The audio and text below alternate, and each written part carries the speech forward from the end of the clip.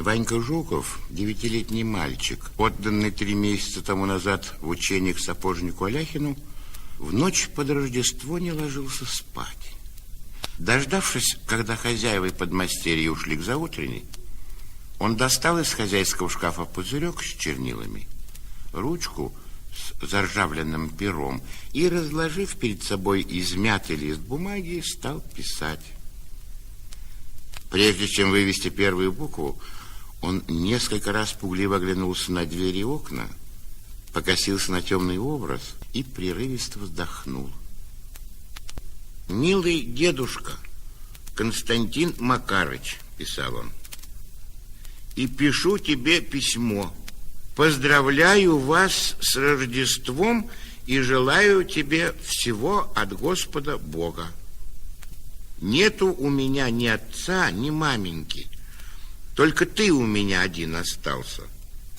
Ванька перевел глаза на темное окно, в котором мелькало отражение его свечки, и живо вообразил себе своего деда Константина Макарыча, служащего ночным сторожем у господ Живаревых. Это маленький, тощенький, но необыкновенный Юрка и подвижный старикашка, лет 65. Днем он спит в людской кухне или балагурит с кухарками. Ночью же, окутанный в просторный тулуп, ходит вокруг усадьбы и стучит в свою колотушку. За ним, опустив голову, шагают старая каштанка и кобелек Вьюн. Теперь, наверное, дед стоит у ворот, щурит глаза на ярко-красные окна деревенской церкви и, притопывая валенками, балагурит с дворней. «Табачку нечто нам понюхать», — говорит он, подставляя бабам свою табакерку. Бабы нюхают и чихают. Дед приходит в неописанный восторг. Дают понюхать табаку и собакам. Каштанка чихает, крутит мордой и обиженный отходит в сторону. Вьюн же из почтительности не чихает, вертит хвостом. Ночь темна, но видно всю деревню с ее белыми крышами и струйками дыма, идущими из труб. Все небо усыпано весело мигающими звездами, и Млечный Путь вырисовывается так ясно, как будто его перед праздником помыли и потерли снегом.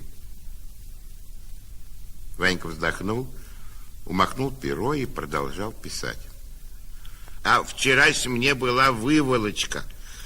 Хозяин выволок меня за волосье на двор и отчесал шпандарем за то, что я качал ихнего ребятенка в люльке и по нечаянности заснул. А на неделе хозяйка велела мне почистить селедку. А я начал с хвоста. А она взяла селедку и ейной мордой начала меня в харю тыкать. Подмастерья надо мной насмехаются, посылают в кабак за водкой и велят красть у хозяев огурцы, а хозяин бьет чем попадя. А еды нету никакой. Утром дают хлеба, в обед каши, и к вечеру тоже хлеба. А чтоб чаю или щей, то хозяева сами трескают. А спать мне велят в сенях. А когда ребятенок их не плачет, я вовсе не сплю, а качаю люльку. Милый дедушка, сделай божецкую милость, возьми меня отсюда домой, на деревню. Нету никакой моей возможности. Кланяюсь тебе в ножки и буду вечно Бога молить. Увези меня отсюда, а то помру. Хотел был пешком на деревню бежать, да сапогов нету, морозу боюсь. А когда вырасту большой, то за это самое буду тебя кормить. И в обиду никому не дам, а помрешь, стану за упокой души молить, все равно, как за мамку Пелагею. А Москва город большой, дома все господские, и лошадей много, а овец нету, и собаки не злые.